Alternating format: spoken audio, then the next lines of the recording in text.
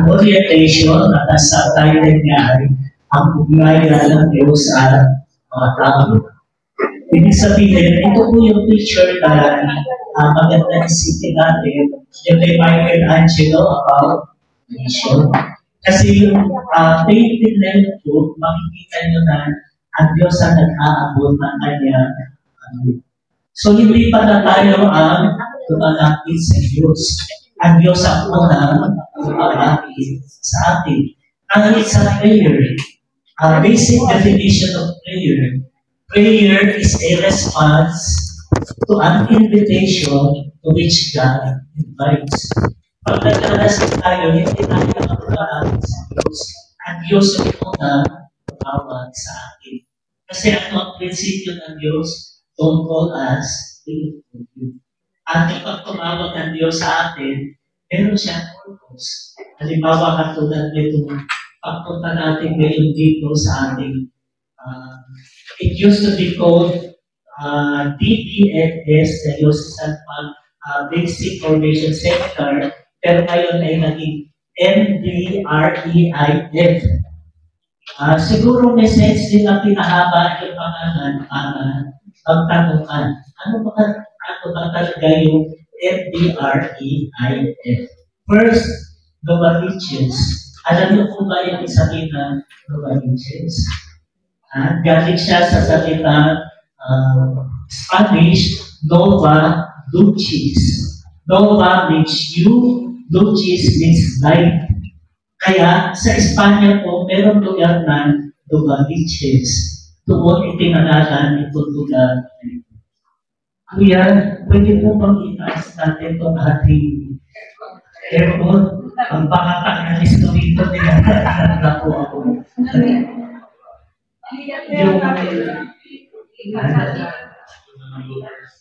Yung lugar na po, stay na po sa taas. Pasensya na po senior na kasi itong speaker nyo. Probinsya natin. Kaya nga, mismo itong ating bigay, ito po ay mga bukid. Kaya, pag tinignan mo yung patron natin, San Isidro na patron. Sino ba si San Isidro na patron? Patron ng mga farmers. Kaya nga, parte po ng kultura ng ating diocese ay yung tinatawag na paghahawan. Alam niyo po ba yung sabihin ng paghahawan? Ano ba hinahawan mo?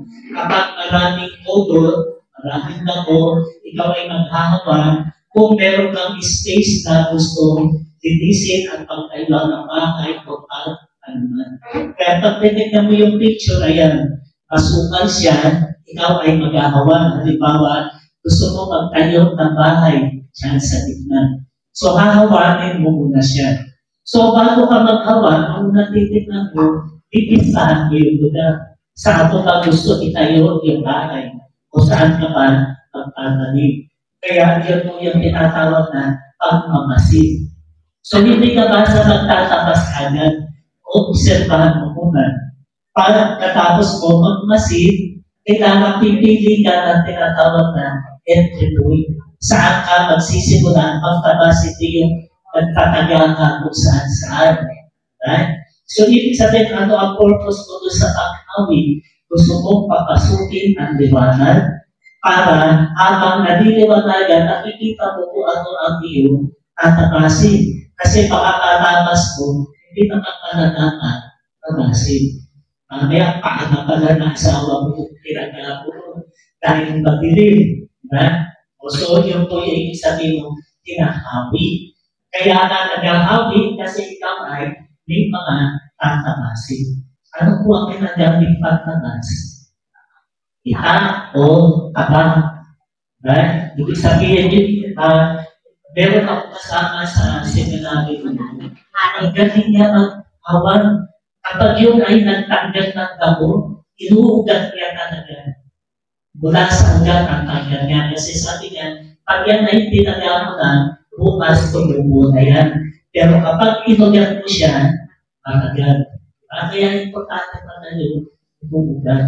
Katulad din ng mga nag-ugat sa katamaran. Diba? Kapag nakaugat ka sa iyong katamaran, nagiging din. Diba? Tapos na, bago ka dumating. Diba? Para minsan, yung mga pelikula natin, diba? Today, the hero. Tapos na ang desisyon ng ICC, ngayon pa lang tayo nag-iimbestiga ng DJK. Diba? Ano bang gustong patunayan yan? Baka maganda nga, ikumpara in the end. Ano ang judgment ng ICC? Ano naman ang judgment nitong ating Kongreso? Pagmamatch kaya sila? O baka may lutong mahal? So, importante po din ang tinatawag na common sense.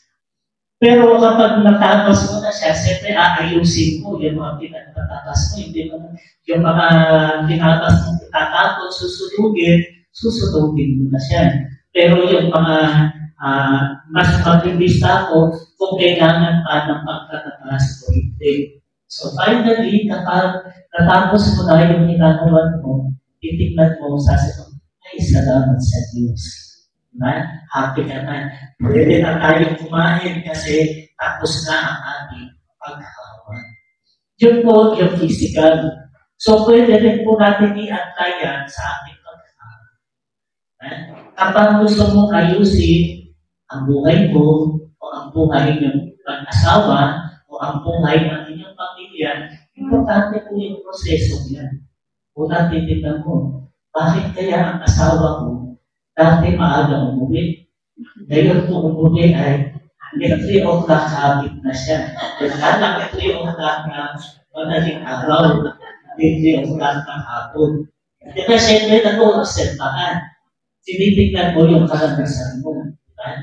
Tapos siguro, aamoy-amoyin mo yung sarili mo. Kasi, kilig-kilig ka naman. Diba? Baho-baho niya. Naliligo. Mukha akong mantika. Diba? So, importante po yung pagmamasid ng buhay. So, ganun din, pagmamasid ng ating pananampalataya. Bakit kaya ako, kung hindi pa ako tatanggalin sa ministry, hindi ako a-attend ng formation? Obserbahan mo yung sarili mo. O bakit kaya ako ay pusong bamon? Hindi naman ako yung sinasabihan doon sa opinion ng parent, then parang alam na alam niya ang sikreto ng buhay ko. Diba? Hindi yung mga observation na ganyan. So, doon importante yung pagpapasukin mo ang liwanag. Pero ang liwanag na pinapapasok natin, hindi ito liwanag na ito. Ang liwanag ni Kristo. Halimbawa, liwanag na salita ng Diyos. Kaya lang binanggit kanina ni Father Eric, sabi niya, ano ang kaibahan ng ating pag-meeting sa simbahan kaysa sa meeting ng mga kung saan-saan? Dami tayo nagsisimula sa salita ng Diyos. Yun yung liwanag na. Kasi, pag inintindi mo din, the Word of God is a double-edged sword. Ang salita ng Diyos ay tama, siya ang ginagamit mong pang-atas. Pero habang pinatatapas mo siya sa harap, pinatabasan mo rin ang sarili mo. Yan po ibig sabihin ng double-edged sword. Halimbawa, yung gospel today. Say yes when you mean yes, say no when you mean no. Sinasabi mo yun sa kapwa mo, pero sinasabi mo rin yun sa sarili mo. O kaya, importante na bago mo ibahagi ang salita ng Diyos, apply mo muna sa sarili mo. Kasi minsan iba, dinidiretso natin kagad gano'n eh. Hindi naman natin iniuungan sa ating sarili. So, meron maganda expression sa English na, live what you preach. Ibig sabihin, pag tinuturo mo, minsan kasi meron kang maguna, pardon the word. Sasabihin nila, parang bata ka, huwag kang magmumura. Wala na siya. So, dapat ino-observan mo yung sarili mo. And then, doon mo na-expresa sa ayos yung buhay mo. Ibig sabihin, paano ka ba magsalita sa asawa mo? Paano ka magsalita sa mga anak mo? O kahit mismo, di ba, pangulit-ulit sinasabi ni Father, hindi ko po kayo pinapagalingan. Pero pakiramdam mo, parang tatay ko to, laging kontrabida sa buhay ko. Ibig sabihin, ano po ba pag pumasok ka sa seminary, Yan ang unang psychological text, yung tinatawag na authority.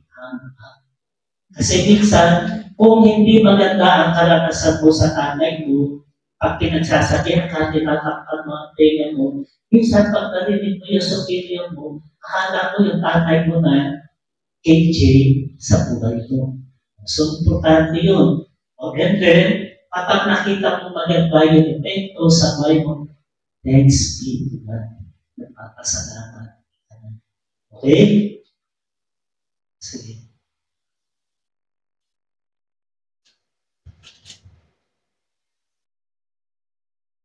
So, ito na po yung ipinaliwanag ko, yung ating pagmamasid, paghawi, pagtatabas, at pagsasaayos. Ngayon naman, pag nilaya natin ang awit na ito. Let's thank God for bringing us together, not just this morning, tapos yung pinag-ibig natin ng Father Eric. Ang sinin mo na, kaya na, pagpatay ka na, hindi mo siya talaga matatapos. So, dapat ang prayer natin, sana po matusok ako para matapos ang programa ito. Kasi pwede, ngayon, hindi ka, next week, may cancel ka na. Diba? Parang may sa prayer. Kasi minsan, pag nag-i-invite ka sa prayer, minsan, dati active na, tapos biglang mag-excuse, sasabihin nila, Father, excuse po, hindi na po makapag-serve sa parish kasi busy na po po sa trabaho. Ako natin sabihin, gusto mo pagdasal natin, hanggang ka ng trabaho, para hindi ka na busy, tayo ka na ulit sa Panginoon. Let's reflect on this one. Sa English, what you do not have, you could not live. Gusto mo bigyan ng baon ng anak mo, wala na naman pera. May naalala ko nga, sasabihin ng tayo, anong gusto niya, pang-nakaw namin kayo? Gusto ko siya turuan ng algebra. 1 plus 1 lang, hindi mo alam. Ano siya tuturuan ng algebra? Gusto mo hubugin ang anak mo sa pananampalataya. Ikaw mismo, hindi nakahubog ang iyong pananampalataya. Kaya nga, maganda yung ipinost ngayon. Diba, sabi ko sa ang utos ni O, ang homily hindi lalagpas ng 8 minutes. Which means, ang homily ay hindi kaapasan. Ganito pagtutulog. Ang karugtong nun, hindi pwedeng homily ka lang. Dapat umaten ka ng ganito. Kasi minsan, meron mga pare in their effort to teach their people, yung dapat ibibigay dito, ibibigay na doon. At what can you inject? In 8 minutes.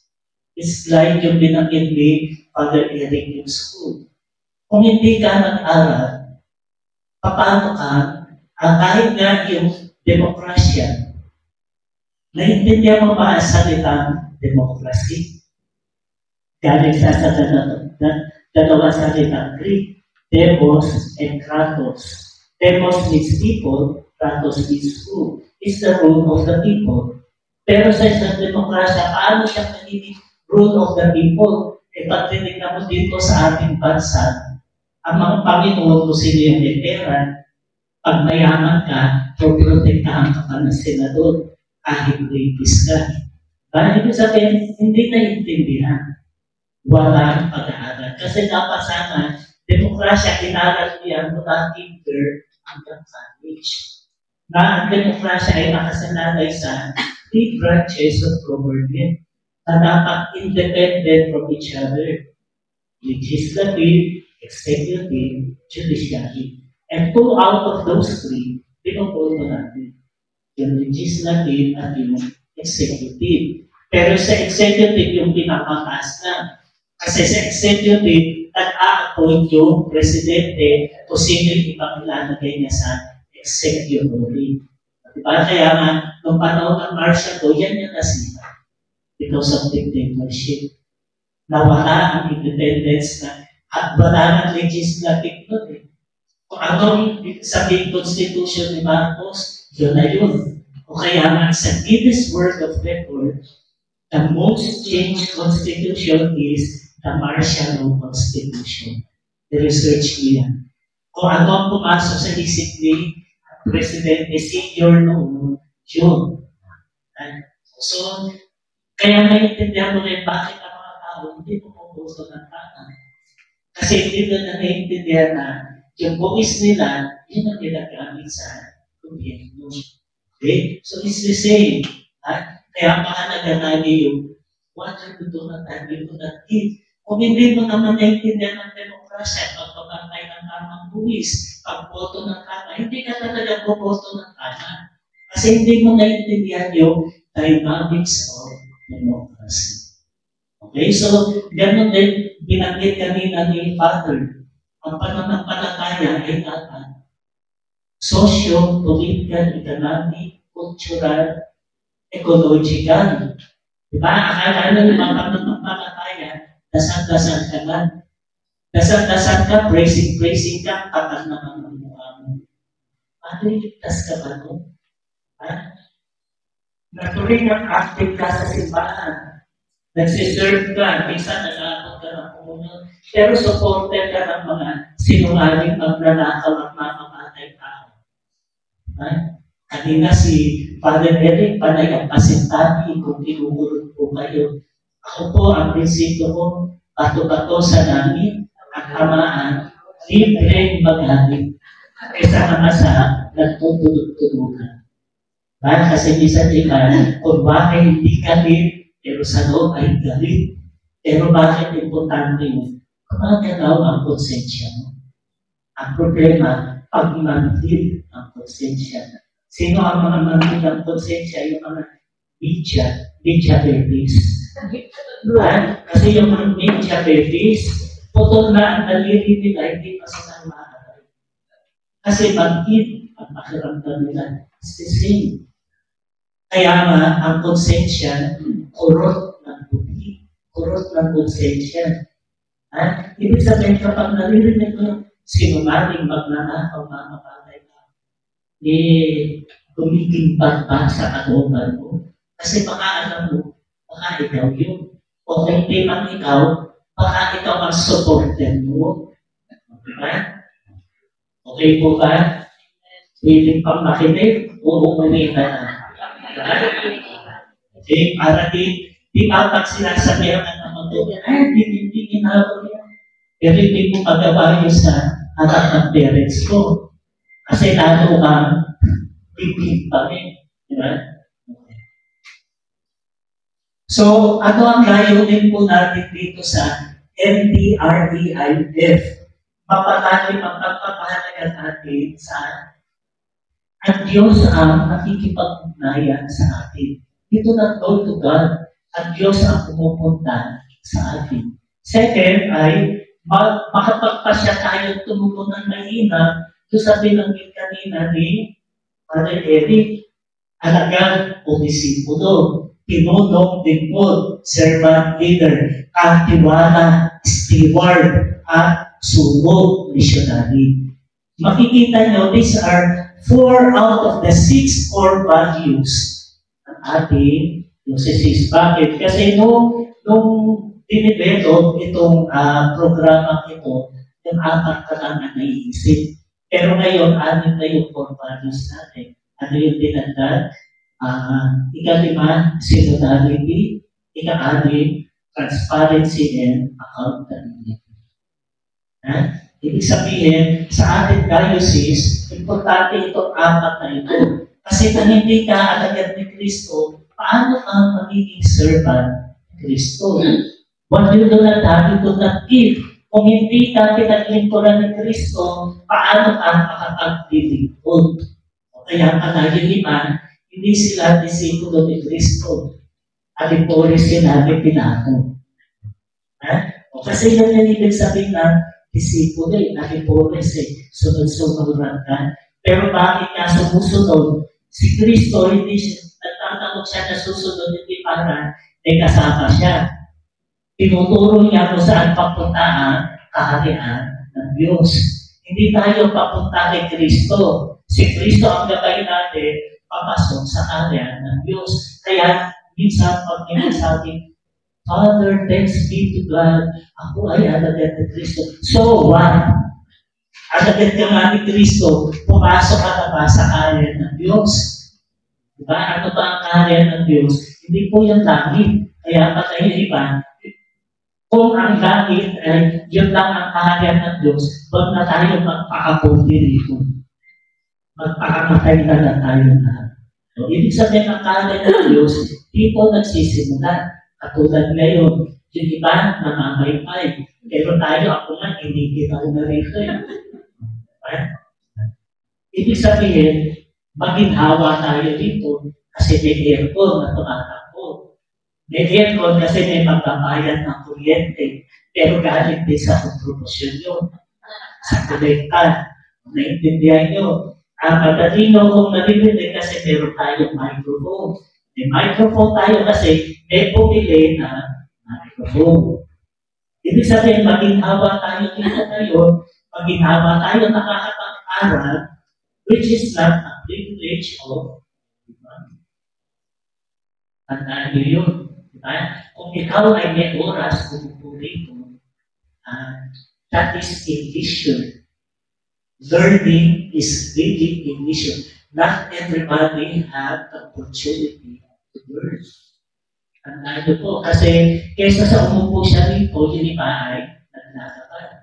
Kasi pag hindi sila naglaban sa amo nila, wala siya sweldo today, wala silang kakainin today.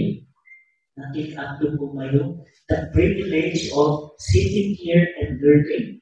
O kaya nga, yan din yung ibig sabihin ni Pope, diba? Na siguruhin nyo yung opening na ay within 8 minutes lang. Kasi not all people have the privilege of time. At matatagal lahat ng tao, kailangan nilang maghanap buhay. Yung nga na, gusto mo 8 minutes ang opening, pero marathon ka naman sa kailan na nila. Okay, does it make sense?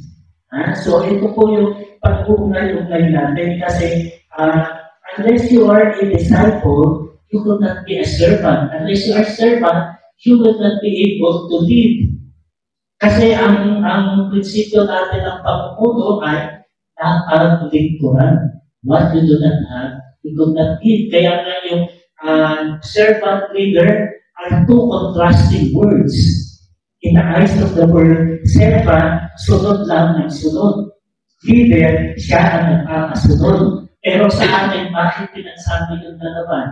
Makakasunod ka lamang kung mahal mo at nagtitiwala ka doon sa nagpapasunod sa iyo. At nagtitiwala ka na yung nagpapasunod sa iyo ay inakasan lamang ng Diyos at tulad ng nanay at anay. Kaya nga, very inherent yun, yung respect for parents. Kung sarili mong tatay at nanay, wala kang gana, how can I expect you to respect me? How can you understand that the church is a family na wala ka namang pinanggalingang pamilya? Sabog-sabog kayo. Nanay at tatay mo nagsisinungaling sa isa't isa. Nanay at tatay mo nagsasaksakan ng likod. So everything starts from the family. Kaya nga pag nagpa-praise tayo, ate, kuya. Pero ako lagi ito nire-remind. Pag-ingat kayo rin sa ate at kuya. Baka ate, pamutan, tapos nasuba ka. Hindi ganyan po yan. Pwede makakasabi yan, pero hindi ang po yan. Diba? Kasi ilan na yung mga na-victim ng praise. Akala nga po, ate niya ako. Tapos umutan, yung pang-tuition fee ng anak ko, pinangutan ko naman kasi ako ang ate niya. Ngayon sinisigit ko, ako pa dinidemanda. Diba? Common sense. Okay? So, little knowledge is dangerous. And then, katiwala. Lahat tayo ay pinagkatiwalaan ng Diyos.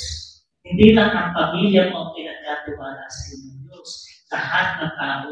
Kaya kapag tinawag mo ang Diyos ay naman, ang lahat ng tao ay kapatid mo.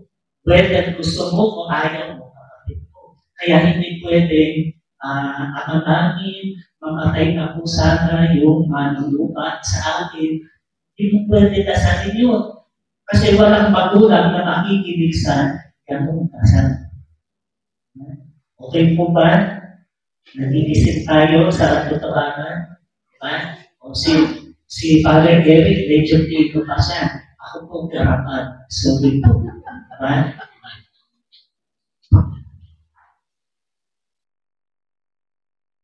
So, ano yung ating gawain pang-motivasyon? Importante po sa atin lagi yung tinatawag natin ay ito. Dodi. Diba? Ikaw, sino ang dodi mo? Kasi kung sino ang dodi mo, susunod-sunod ka sa kanya. Kaya nga, meron tayong expression na tuta. Diba? Pag ikaw ay tuta, sabi ng dodi mo, jump ka naman. Sabi ng dodi mo, sit ka naman. Hindi pa nga aso yung tuta. Kasi yung tuta, doon di ba niya yung nanay ng aso. Diba? Sa atin, pag sinabing tuta ka ng politiko, wala ka sarili pag-isip. So, pero, importante yung mga idol tayo. Kasi ang purpose ng idol, yun yung tinutularan mo. For the purpose of this parish, gusto kong i-reflect natin si San Jose. Kasi yun ang patron niya. Idol niyo po ba si St. Joseph? Dasal-dasal na rin itong prayer to St. Joseph. Sino po bang Jose yan? Baka si Jose magpupukil. Diba? O sino? Jose. Diba? Yan po ba yung si Jose na nag-inip sa Old Testament? Hindi po Joseph the Trigger yun. Pinag-usapan natin si St. Joseph na kabiyak, esposo ni Maria. Tumahimik lang po tayo. Ano ang nagustuhan mo kay St. Joseph? Hindi St. Joseph Estrada. Sige. Ano ang pagkakakilala mo kay San Jose? Isulat niyo po yan sa notebook mo. Ano ang paborito mong characteristic ni St. Joseph? Pinasiro ito na lang po si St. Joseph. Kasi siya ang pangunahing bayani ito sa ating marunong.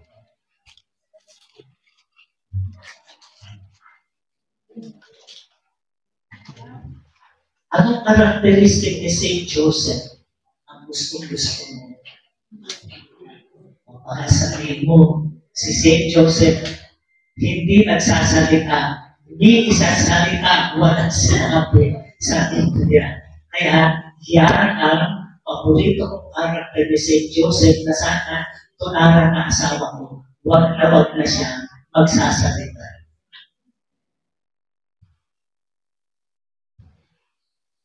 Maybe at most 3, 1, 2, or 3. If you will characterize St. Joseph, ano gusto mo kay St. Joseph?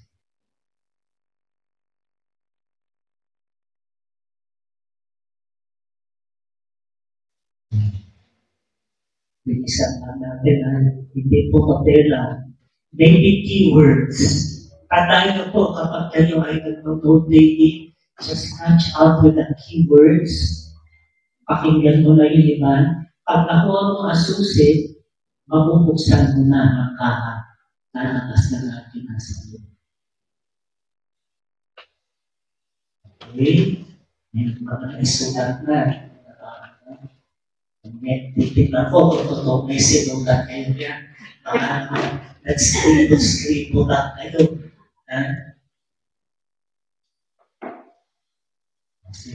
Volunteer. Sinong gusto magtaas ng kamay? Ano ang patuloy niyang karakteristik ni St. Joseph? Ate, feeling ko gusto mong tagalogin din. Kasi nakagilid ka na yun. Ano pong patuloy ng karakteristik ni St. Joseph? Tahimik at masunod. Okay. Parang yan yung idea ng lahat ng mga babae. Sana mandigaw sa akin. Tahimik at masunod. Kasi sinabi ko, jump. Ate. Ilang manggagawa ng manggagawa ng kapunastugan.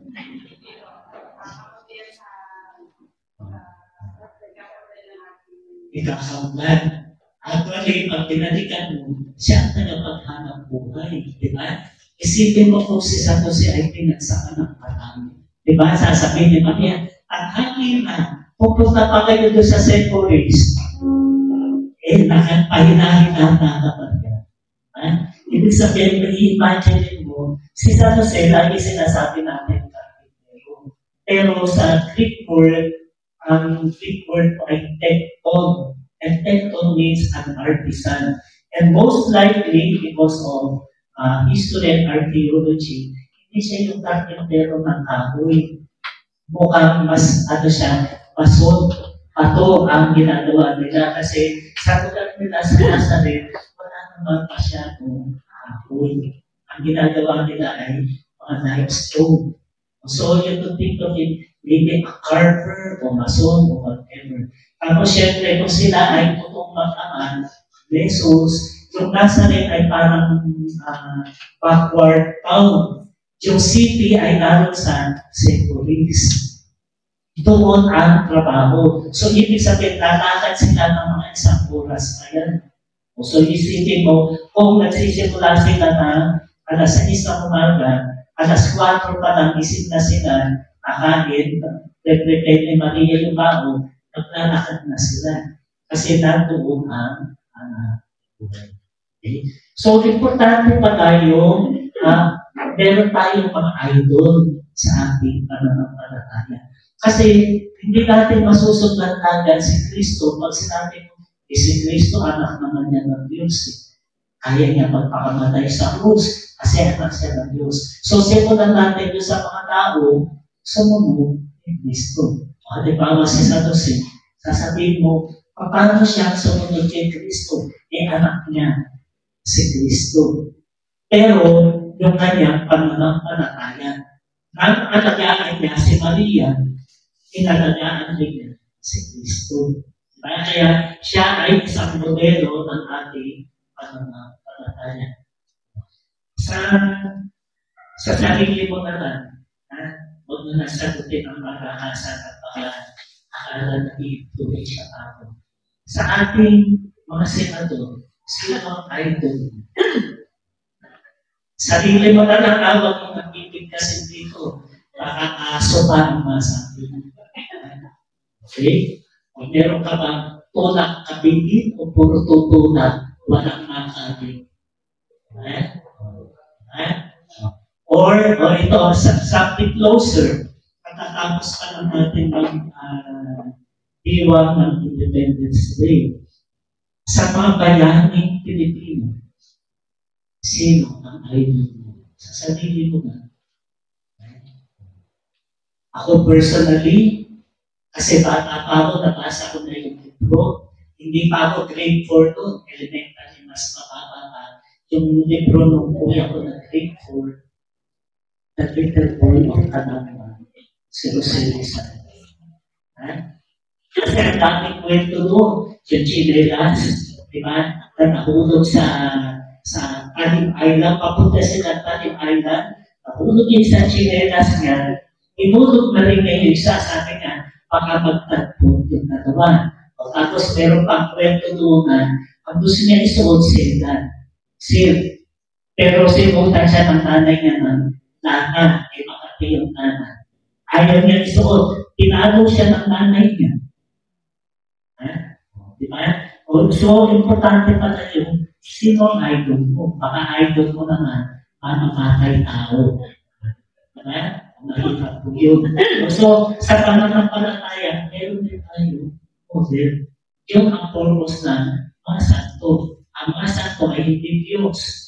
Ako, simple explanation ko, bayani ng ating pananampalataya. Halimbawa, St. John Paul II. In what sense siya naging bayani ng pananampalataya?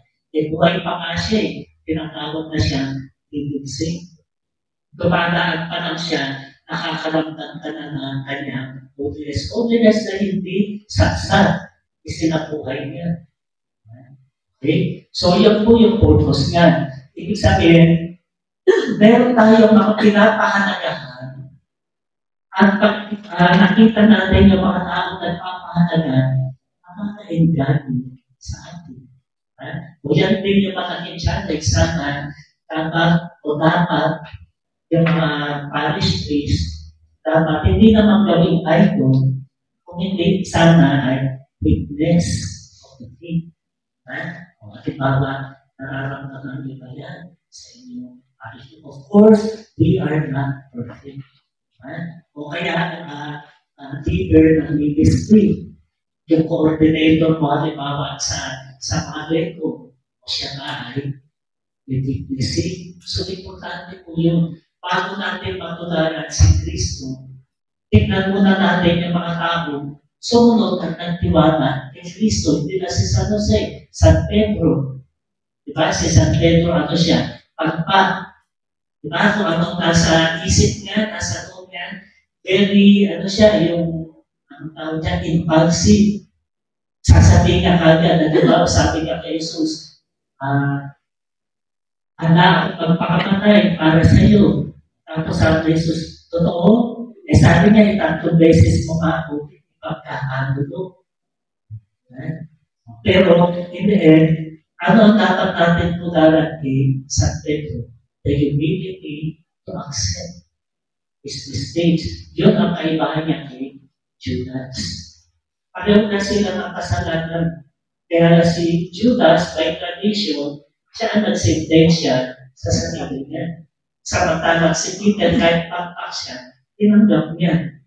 And in the end, sumunod siya sa kanas ni Kristo. Kasi siya ay itinali sa krus. Tapos nung tinali siya, sabi niya, wag niyo itali ng kakayo. Taling-taling niyo. O kaya, Peter was crucified upside down. Out of humility. Sabi niya, I do not die like my master.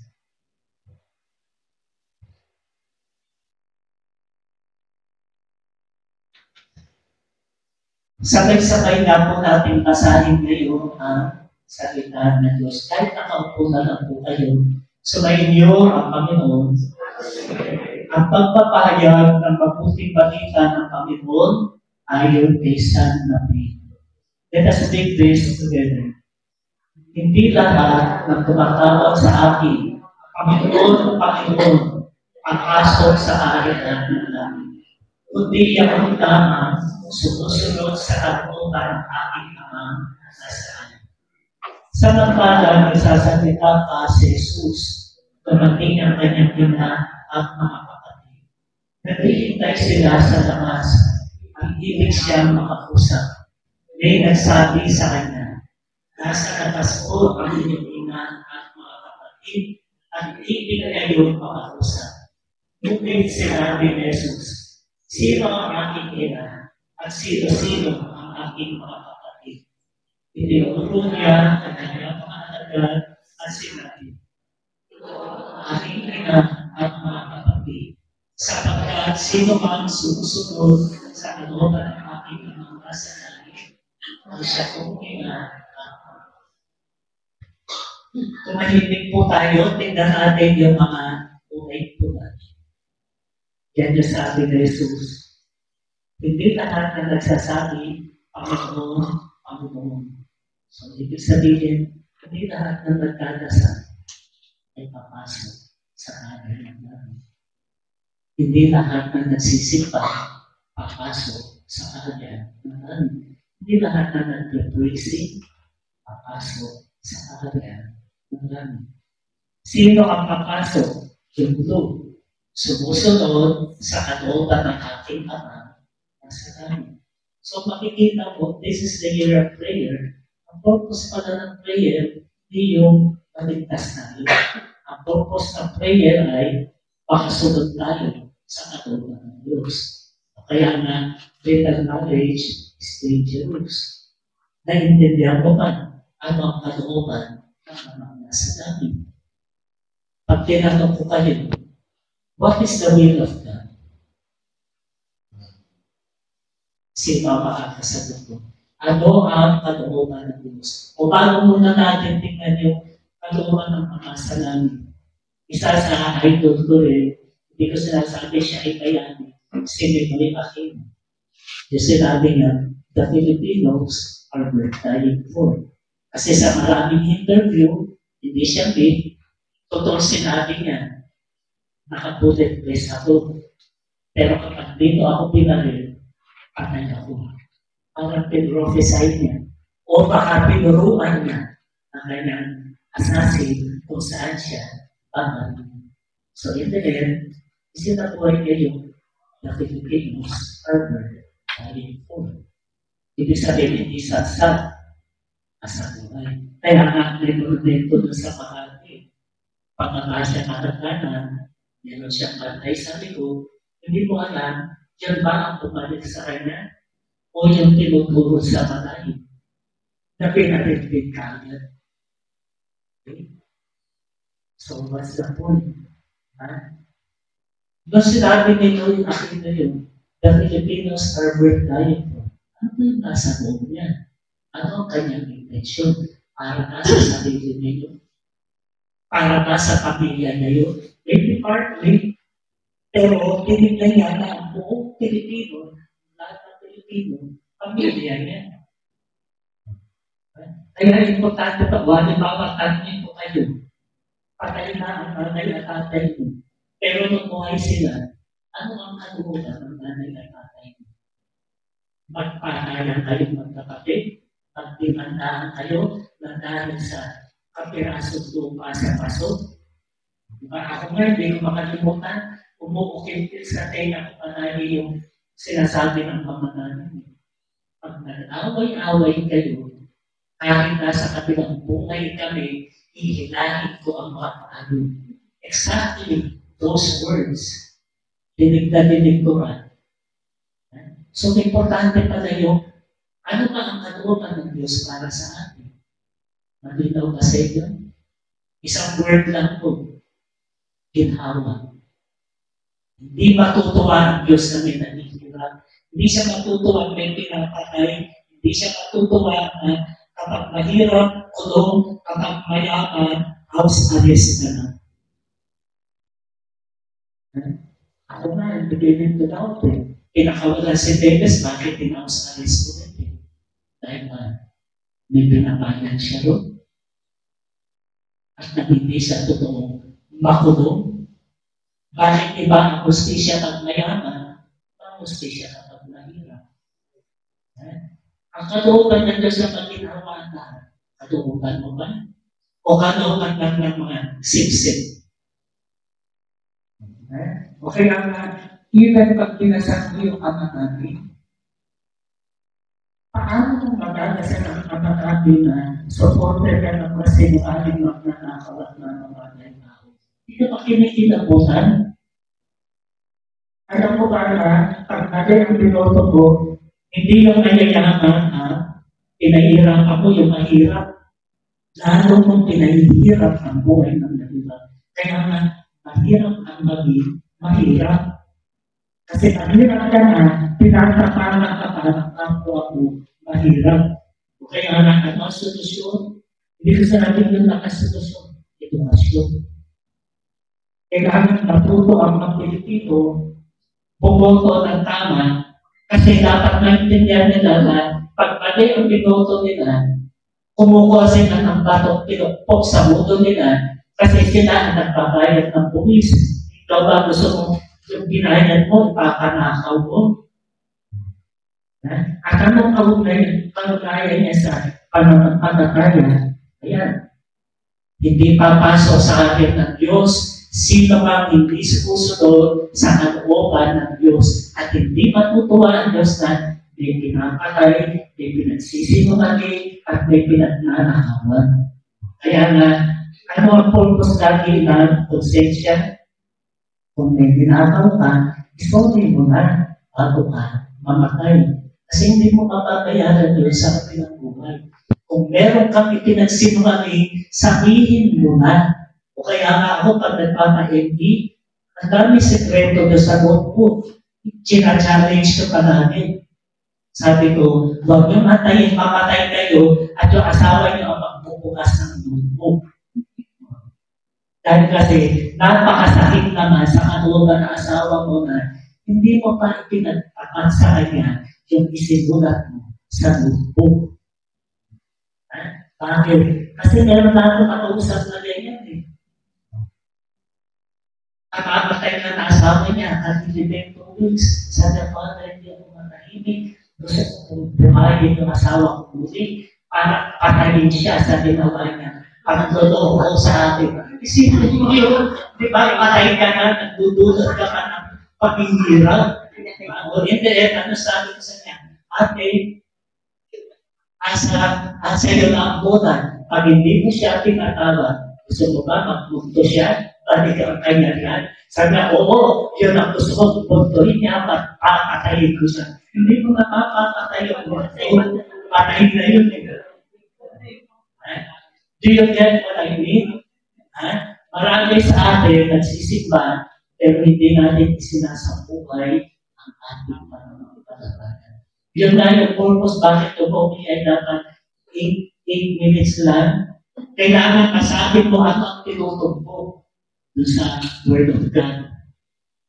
O sinabi doon, huwag papatay, yun ang tinutumbok doon. Huwag papatay at ang pagpatay, hindi lang yung pinapilitan. Pag pumoto ka, ng mga patay tao, ikaw ang pumatay sa pinakain. Okay? O kaya, nung lumating yung kamag-anak ni Jesus, sabi niya, sino ba ang kamag-anak ko? Sino ang nanay ko? Sino ang aking kapatid? Yung sumusunod sa anuman ng Diyos. So, meron tayong expression, blood is thicker than water. And para kay Jesus, ang Diyos ang ama ng lahat ng tao. Hindi lang ang Katoliko. Minsan na pag-preach, kinukurete yung question na para sa ating mga Katoliko. Para sa ating Katoliko, para sa lahat ng tao. Totoo, nagpapakatoliko tayo, hindi lang para sa ating kapwa Katoliko. Para sa lahat ng tao. Kaya nga sa ating pananampalataya, importante na tinatawag ecumenism. Ano ibig sabihin ng ecumenism? Paki-spare nga ako. Diba? Hindi po, tinong ko lang po. Kasi minsan, diba, spelling pa lang, hindi mo na alam. Meaning pa kaya. Diba? Diba? Pag sinabi mo kasi ecumenism, oiko, nene. Oiko means house, nene means roof. So, ibig sabihin, under the same roof, under the same house. So, all Christians are under one house oikos. Diba? Yun po ang ibig sabihin. Ecumenism is dialogue with other Christians. And strictly speaking, ang Iglesia ni Cristo ay hindi Christian. Kasi pag sinabi mong Christian, naniniwala ka na si Cristo ay anak ng Diyos. At ang mga Iglesia ni Cristo, ginamit lang nila ang pangalan ni Cristo, simbahan, Iglesia ni Cristo, pero hindi sila naniniwala na si Cristo ay anak ng Diyos. Inaaral nyo ba yan? Masasabi, itong pinapaliwanag ko, may papaliwanag na natin in 8 minutes. So, makikita nyo, sabi ni Father, importante itong ganitong formation. Kaya, yung iba nag-comment to, ayan, sabi Father, huwag lalagpas ang 8 minutes. Hindi kami lalagpas ang 8 minutes, pero siguro ito, pupunta kayo sa formation. Para hindi na namin kailangan sabihin doon yung sinasabi namin dito. At the same time, maganda yung sinabi ni Father, hindi laging tayo ang tinuturuan. Yung naturuan, yun naman ang magtuturo. Kaya nga, pinilit muna natin ito sa mga nagsiserve. Kasi minsan serve ka na serve, wala ka naman na ituturo. Ang naituro mo pa, maling witnessing. Okay po ba? Ulitin ko yung sabi ni Father, hindi ko po kayo pinapagalitan. Kinukonsensya ko na po kayo. Okay ba po yun? Okay, so ito na yung pinag-iwanan ko. Briefly, hindi sapat ang pagdarasal, hindi sapat ang pagsisipan. Mahalaga pala yung ating personal relationship with the Lord. Ano nakita? Ikaw ba? Ikaw-ugnay ang kapatid ni Jesus. Ano po kasi Jesus? Pag tinanong kita, anong favorite image mo ni Jesus? Ang si Jesus po siya ang Lord of Lords, Kings of Kings, Messiah. Paliwanag mo nga sa akin yan. Kasi minsan, I would invite, gusto ko yung spontaneous prayer kasi. Halimbawa, magmimisa na kami, ayoko nung sa tao, mag-lead ka, spontaneous. Kasi pag spontaneous prayer, kung yung nasa isip mo, yun yung nasa puso mo. Pero na bata sa Kristan prayer niya, Lord, sana po, pag mag-ati sa akin ng nanay at tatay ko. Di ba? Yun yung prayer niya, kaya after the Mass, bakit yun yung prayer mo? Kasi po, nagkataon ko po yung pera. O, di ba? So, very complete yung kanyang dasal. Kesa doon sa iba, we praise you, Father, Lord of Lords, Kings of the seal us with the blood of whatever, so and so. Paniwanan mo nga sa akin yan, tuloy-tuloy ako. Ibig sabihin, you are parody. So, iba po yung learning, iba ang parody. Kasi yung parody, katulad ng minor word. Madilim na, good morning. Kasi yun lang ang anak niya, good morning. Lumiwanag, dumilim, good morning naman anak niya. So, hopefully, dito sa ating mga ganitong session, pwede hindi natin alam lahat, pero medyo may alam naman tayo. Okay? Of course, I know we're not starting from zero. Kasi naka-flex ka kayo. Naka-guide in the spirit na. Tinatalilang po natin. Third, biti ng kaharian ng Diyos. Ito yung tanong ko kanina. Ano ba kalooban ng Diyos? Maginhawa lahat ng tao. Hindi siya matutuwa kahit sinong nanay at tatay.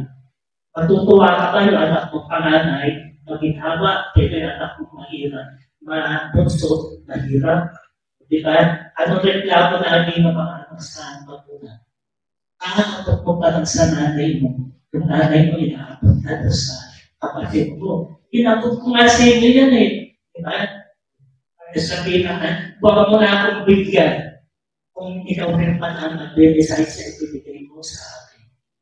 Kasi siyempre ang matulad gusto niya maayos lahat. Yan po ang kaibahan ng equality sa equity.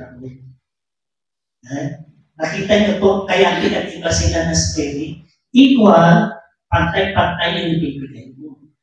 Pero pag sinabi mong equitable, yung ibibigay mo sa pantay, mas matangkal na bangko. Para pag tumutong siya sa bangko, kapantay niya yung matangkal. Yan ang equality or equitability ng bawat mamamayan. Okay?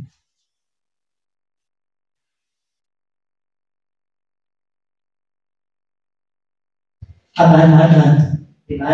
Kaya nga sinabi, hindi ka totoo yung purpose ng prayer, maging banal. Pero magiging banal ka lang kung isa sa loob mo yung kalooban ng Diyos. At ang kalooban nga ng Diyos ay paginhawa, pagbuhay. So, sakit ng kalimpilan, sakit ng buong katawan. Masasabi mo bang maginhawa ka, tayo naka-aircon dito, habang yung mga nasa area riyan ay hindi maganda tuto sa pagpantay sa init ng klima natin. At yun yung malaking problema na mga hindi nakakaintindi ng demokrasya. Akala mo yung boto mo pag pinagpili mo, okay na. Pag bumoto ka, kahit sino natin magnanakaw na mamatay na, okay na. Hindi mo nakikita na pinapatay na yung mga nasa ilalim. Kasi nga, short-sighted ka. At pamilya mo yung apelido mo lang. Sa simbahan ng ate, kuya ka pa. Pero kapag hindi ka pinapangutang, hindi mo na ate at kuya. Or, hindi lang sa nagsisimba. Minsan na may mga pagkakataon, mas pati mo pa yung hindi nagsisimba. Kesa sa nagsisimba. Meron ka na bang na-encounter na ganyan? Na mas pakatao pa yung kapitbahay mo na hindi naman pala simba. Kumpara dito sa kasama mo simbahan, hindi mo makikita kung ano man So, yun yung challenge mo palagi sa atin. So, pag sinabi mong maginhawa, alam niyo po sa English, ang root word niya, hal. Pero yung root word na hal, diyan kinuha yung salitang healthy. Diyan kinuha yung salitang heal. Diyan kinuha yung salitang whole. Ibig sabihin, all of these words are connected with each other. Pagtuo, maginhawa. Ang mag-asawang magkaawa, hindi maginhawa na. Ang mag-asawang tinutulak ng maghiwanan, hindi maginhawa na. Of course, kaya nga, diyan malagay yung iba yung annulment, iba yung separation, iba pa yung divorce. Kasi sa amin, pag sinabi mo, kasal, sacrament, God is the author of marriage. At hindi siya kontrata. Kasi ang kontrata, bumili ka ng kotse, ang gas-gas na ang kotse, gusto mo na ito ibigay. Kasi wala na siyang pakinabang sa iyo. So, right away, magkaiba ang perspective. Pag iba ang pinag-uhugutan, iba ang conclusion. Eh sa atin, ang kasal, ang intention ng kasal ay, kaya ka nag-aasawa, hindi para pagsilakay. Kaya ka nag-aasawa, handa kang magpakamatay para sa makapag-asawa mo. Pag nagkakasal ako, tinatanong ko po talaga yan. Ikaw, handa ka bang magpakamatay para sa kanya? Minsan din ba sasagot ka na, yes, Father. Bigyan kita ng example, sabi ko. Halimbawa sabihin sa iyo na asawa mo, maganda ang sekretary ni Tapato at hindi niya mapapakasalan niya ang buhay niya. Pwede bang magpakamatay ka? O Father, bakit ako magpapakamatay? Anak ko naman, yan ang sagot yan. Gamitin mo ang sentito ko. Kasi minsan din iba, they easily give up. Kasi sarili ang inisip. Samantalang kung magulang ka, you don't decide just for yourself. In the first place, bago ka pumasok sa pag-asawa, ang pinapasok mo ay, from now on, you will no longer live for yourself, but you will live for your spouse and your children. So without that basic motivation, huwag ka mag-asawa. Kaya nga hindi lahat na kinakasal. Merong incapable. Kaya yun din yung ibig sabihin na isang grounds for annulment, incapacity. So kung ikaw ay incapable, hindi ka pwede mag-asawa. Okay? Incapable ka nga eh. Okay? So pag sinabi mo maginhawa yung sarili mo, maginhawa yung kapwa-tao mo, maginhawa itong mundo na ginagalawa natin, kasi hindi pa naman tayo naroon sa kabilang buhay. Narito pa po tayo sa mundo. At yung Diyos na hindi natin nakikita, ating nararamdaman. Kaya sabi ni San Juan, sino man nagsasabi na mahal niya ang Diyos, pero wala sa pagkakapwa na sino mali. Parang may sinabi mo, sino man nagsiserve sa simbahan, pero hindi pinagminilayan ang kanyang boto, sumusuporta sa mga sinungaling magnanakaw at mamamatay tao. Sinungaling. Yun ang importante niya. So nakita po ba natin ang kaugnayan ng ating pananampalataya sa pang-araw-araw na pamumuhay? Okay? Hindi ko po kayo pinapagalitan, kinukonsensya ko lang po kayo.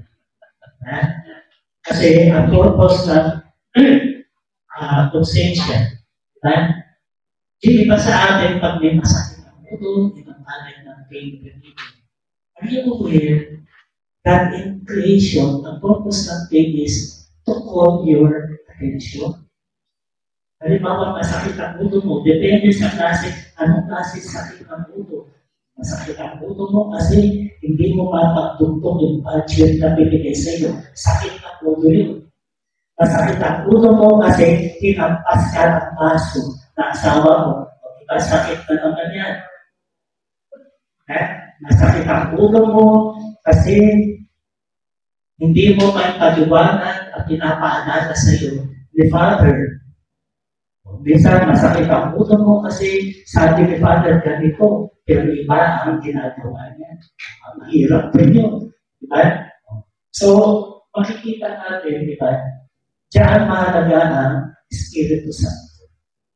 Ang Espiritu Santo ang nagpapatalas ng ating konsensya.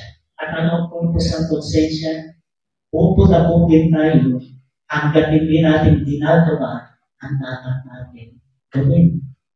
O kaya, kanino ka mas matatakot? Sa Diyos o doon sa magkukulong sa iyo? Sana huwag naman tayo umabot sa ganung pagsubok. Pero pagdating ng oras, ilan ang ipinagbibili ng Diyos kakalit ng pera o kakalit ng posisyon o kakalit ng kapangyarihan. We're all weak. Diba? Pero yan ang sinisikap natin paglabanan. Kaya nga ako, pag ini-invite magnasa government offices, I don't imagine why. Bakit gusto-gusto nilang pinisa sa government offices? Kasi nakapalibot sila. Sarahan ng tukso. Hindi ng tukso. Minsan ikaw gusto mong matuwid, pero yung boss mo, tagilid. In the end, pag nagkahulian, kulong ka, pero siya, namakayang pa. See the difficulty? Pero bakit ganun? Kasi nga, hindi natin naayos sa ating good governance. Okay? So, ako na, meron na akong na-invite mo. Nothing is Spanish, in informal knowledge. Sabi ko, kuya, mag-serve ka na. Alam mo mga father, yung trabaho ko. Ibig sabihin, aminado siya na siya ay sunod-sunuran na doon sa mataas sa kanya. Sabi ko, kuya, ilang taong ka pa ba sa servisyo? Saan niya malapit na po kumagalitan? O kaya ako, ang dasal na lang natin, ituloy mo pumasok ka, pag dasal natin, huwag kang mapunta sa bus na kurap. Para bahala na ang Diyos, ilusog-lusog ka yan. Kasi, it's difficult. Ako nga, may kinala na, hindi niya natanggap ang kanyang retirement pay. Pero ang lumahan ng pagnanakaw, yung Muslim. Pero dahil siya ang signatory, siya ang nag-permission. Okay po ba? So, hindi madali. Okay na lang po. Hindi madali makinig sa akin. So, ito yung binabanggit ko. Ano ba ang binigay ng Diyos sa atin? Nagligayin tayo ng Diyos. Ano ang binigay niya? Buhay, pagmamahal. Pero kanino mo nararamdaman ang buhay at pagmamahal? Sa nanay at tatay. Pero kung magkahiwalay na ang nanay at tatay mo, makakaramdam ka pa ba ng buong buhay at pagmamahal? Siyempre, hati na. Diba? Mag-isip nga kayo, diba? Ano ang pinakamasakit sa isang bata? Nangipin mo ang kanyang ina. O isipin mo, kung ang nanay mo, dinaglag ng tatay mo, hindi na pa magagalit sa tatay mo. Kaya importante po natin yung preservation. Yes, we accept there are wounded marriages kasi meron nagpilit pag-asawa at hindi naman sila dapat mag-asawa. Yan yung dapat mag-correct. And then, bukod sa buhay at pagmamahal, ang binigay ng Diyos sa atin ay intellect, hindi po intelligence. Kasi some people are intelligent, pero bobo pa rin. Ginagamit nila sa mali ang kanilang intelligence. Samantalang pag sinabi mong intellect, common sense, wise. Hindi yun ang wise. Ibig sabihin, ito lang binigay sa iyo, pero alam mo kung saan gagamitin. Kaya ang pagtinignan mo, pero mga tao, mga kaibigan, hindi sila tapos ang college, pero ang dating pang business. Pero iba na rin yung may alam. Bonus na lang yun. At in the end, ano ang patay-patay na ibinigay sa atin ng Diyos? Yung intellect and thinking. Bakit importante yung intellect? para madaya ka makadesign. Pero kung uto-uto ka, makakadesign ka ba ng tama? I-ugnay ko doon sa pagboto. Makakaboto ba ng tama ang mga tao na hindi nila nireview yung ipoboto nila? Katulad nung bumoto kay Alice ko, Alice and Wonderland. Diba? Hindi mo maintindihan. Kasi no, tatay niya, may kasama pang drama. Diba? Ibig sabihin, sino ang mukhang tanga? Yung mga bumoto sa kanya. Bumoto kayo na hindi yung kilinapis. Makaka-connect po ba tayo? Okay. Swak pa po ba? Okay. So, ano yung mga tutuwilin natin? Importante po sa tao yung tinatawag na creed, cult, and code. Pag sinabi mo creed, yung belief natin. Pag sinabi mo cult, yung worship natin. Pag sinabi mo code, yung behavior mo. Halimbawa, bakit pinaparecite sa atin every Sunday yung creed, yung I believe in God. It's faith in the Trinity, the Father, the Son, the Holy Spirit. It is faith in the incarnation. It is faith in the Paschal mystery. Yun na yung purpose nun eh. Ginawang batas na simbahan na every Sunday, i-recite mo yung 12 articles of faith. Para din yan yung inibigay sa batas na pag-flag ceremony, kakantay mo ang lupang hibirang at hindi yung may bagong sinabi. Ang nasa batas ay lupang hibirang. At idudugtong mo ang panatang pagkakayan na ako'y magtitigtog sa isip, sa salita, at sa gawa. O kaya nga, without democracy, inutos ng presidente ngayon, tugtungan. Diba? Ano sabi ng mga nasa legislatura? Pag-executive lang yan. Kami, kung ano ang gusto namin na ang gagawin namin. Kasi wala naman yun sa batas. Pero nung panahon ng Marcia to, sa ayaw sa gusto mo, kakantay mo ang may bagong sinabi. Kasi diktador yan. Walang freedom.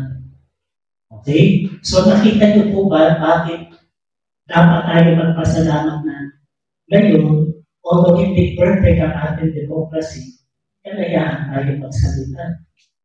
Ako lang sa humili ko, palagay ko pagkatag na akong tinampo sa mga pinagsasasabi ko. Pero because we are democratic, hindi nga ko rin yung sinasabi ko.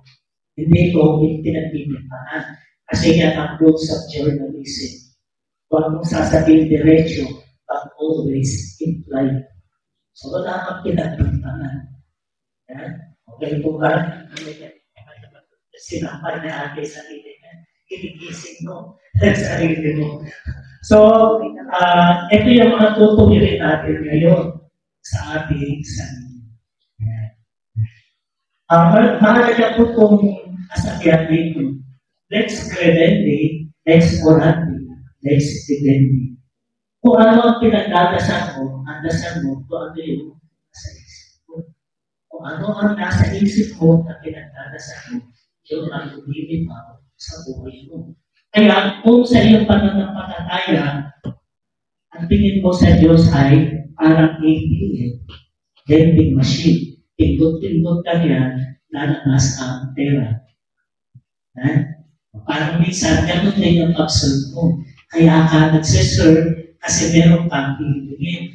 Kaya pag hindi na ibinibigay yung hihingin mo, Father, ayaw nang mag-serve. Hindi naman sinasagot ng Diyos ang mga dasal ko. Kasi yung pananampalataya, Diyos na Chini, konting imas, konting kuskus, ayos. Hindi naman ganun na Diyos Kaya ang importante yung growth in faith na ang ni Father na nila yun. Dahil ang tao, nasisimula siyang bata, siya ay nagiging adult, pero siya ay nagiging parent. So, ibig sabihin yung pananampalataya ganun din. Nagsisimula siyang bata, Sana maging adult siya, sana maging parent. Pag bata, ikaw ang inaalagaan. Pero pag parent, ikaw na ang nag-aalaga. O kaya ang pagtitignan mo, dati ikaw ang tuman. Ngayon, ikaw na ang may anak na tuman. Ikaw na yung teacher, di ba? O kaya, di ba, pag minsan yung anak ng tuman. Although it's a play of words.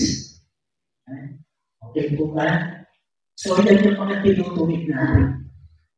Umabot ka na ba sa reflection mo na ang sinabi mong amangan, ang Diyos ay amahin bilang ng Katoliko, amahin siya ng mga Muslim, amahin siya ng mga tao walang ako sa Diyos.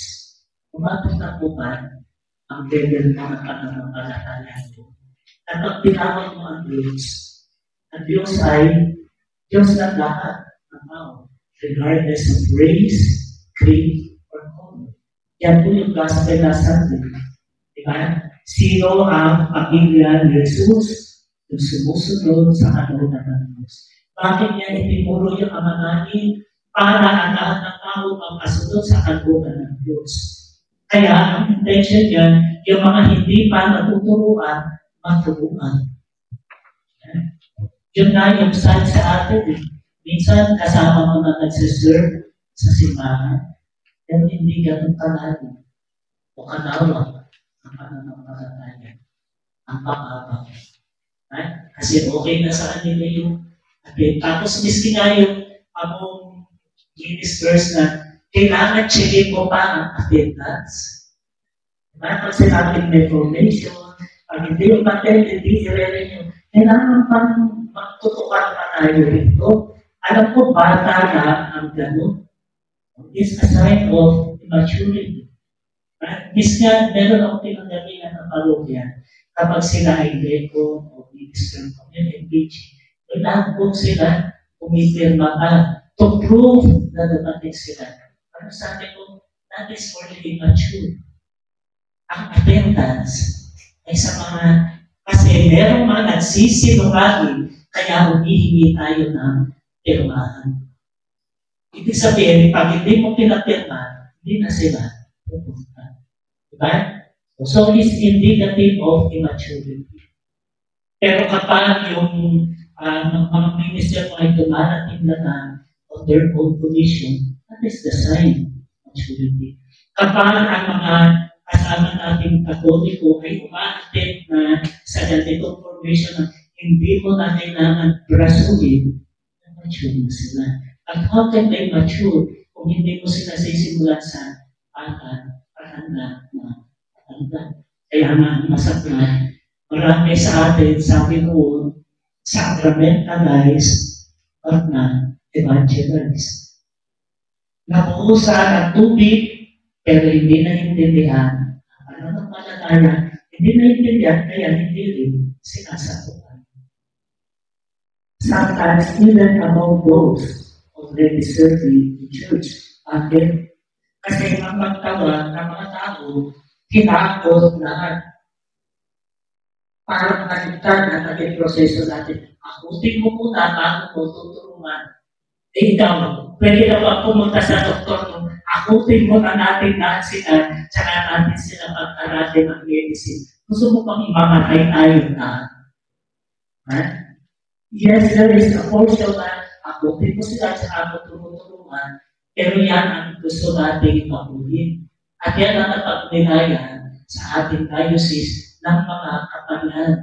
Ang dami nating server, maganda ang mga intensyon, pero sabog-sabog.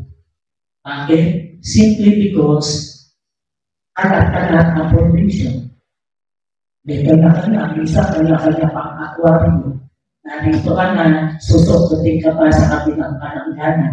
Samantalang they're supposed to time up with each other. Halimbawa, yung nag-friends, dapat yung din yung nag-light in the spirit. Yung nag-light in the spirit, yung din yung nag-NE. Yung mga nag-NE, di ba? At yun, itong ginagawa natin ngayon ay remedial naman. We are trying to remedy itong nakita malaking ng problema para minsan kilos ka ng kilos, mali ang kilos mo kasi hindi malinaw ang iyong gagawin. Yan po yung aim natin. Okay? Konti-konti na lang po ito. Ito ang mga tatanungin natin sa sarili natin ngayon.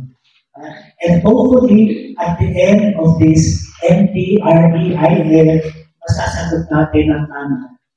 Handa ka ba, isentro ang pananampalataya mo bilang maging tunay na Kristiyano? At sino ang tunay na Kristiyano?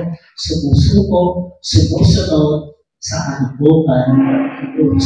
So dapat alam mo yung kanubukan ng Diyos. Baka kasi kung ang alam mo lang, kanubukan ni Pilato, kanubukan ni Pilato ng sinusunod mo. Second, handa ka bang tuklasin ang kaulutan at hamon ng pagiging yung pinag-inaakan, disipulo. Kasi kung hindi mo naintindihan pagka-disipulo, paano ka magiging servant of the Lord? At kung hindi mo naintindihan yung servant of the Lord, paano ka ma-appoint ng leader for the Lord? At kaugnayan yan ay katiwala. Mapagkakatiwalaan ka ba? Hindi pa nga oras lang, hindi pa nga ipagkatiwalaan. Pag-attend na sa ministry, kailangan checkin mo ang attendance. Isipin mo yung mga double standards sa atin. Pupunta, pupunta lang, tapos umalis na. Ako nga natin, bigyan na yan natin ang exam at tingin kung sino ang makasal. Naalala ko nung nagpapaikot class ako. Ako ang style ko, sabi ko at the end ko, pagtapos ng first, pagdating na second, bago tayo magsimula sa second class, meron quiz. Reklamo na sila. Kasi ang gusto, umupo at makinig, hindi naman mag-aral. Okay? So, tutuklasin natin yan sa kapanayan na ito. And in all honesty, I believe, asenyo na yun. We're not starting from scratch. Bakit? I don't think you will be here kung hindi ka alaga ni Kristo. I don't think you will be here kung hindi ka natutong mag-serve or even now, you are in some leadership capacity. I don't think you will be here kung hindi ka napagkakatiwalaan sa katino, sa yaman, whatever na ibinigay sa iyo ng Diyos. And hopefully, maging malinaw sa atin na yung mission ay para sa ating lahat. Yung kadang, ibang-iba ang level ng ating mission. Right? And always start with your family. Right? Ibig sabihin, totoo yun, yung mga challenge sa mga babae sa Biblia Father, ang hirap bibitahin ng asawa ko. Right?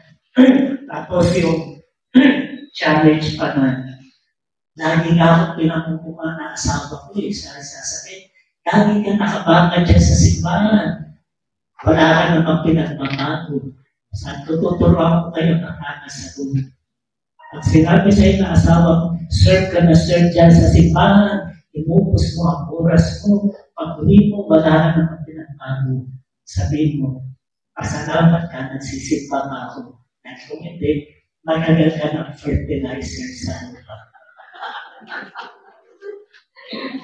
Get what I mean?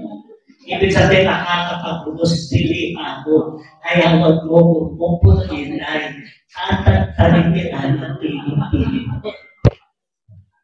Okay? Kaya yung mga lalaki, father ko, ang tinuturo mo sa mga babae. Tinuturo ako na sila ng tamang sagot.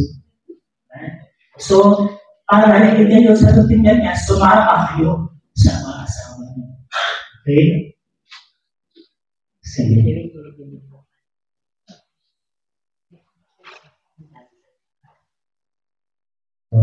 Para sa ating Father birthday, balikan niyo po yung sinulat natin sa Jose.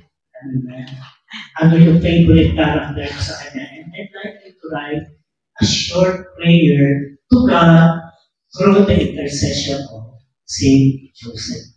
Ibig sabihin, nagdadasal tayo sa Diyos, pero hinihiling natin, tulungan tayo ni San Jose sa pagdarasal doon sa intention. Okay? Just a short prayer. Huwag kayo magkataka, that will be for you. Okay? Let's spend some brief moments for that.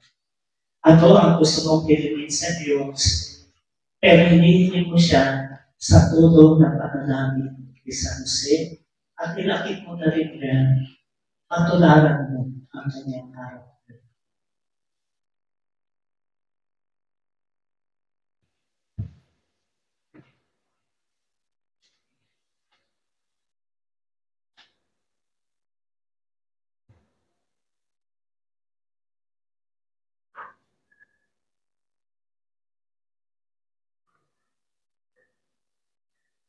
Din po sa kalusugan na ibinigay mo sa lahat. Nawa po ano mang binigay mo sa amin, maipahagi namin, hindi lang sa mga taong gusto namin, kundi sa lahat ng mga tao. This we ask to Christ our Lord. The Lord be with you, and may Almighty God bless you, the Father, the Son, and the Holy Spirit. Thank you po for your patience.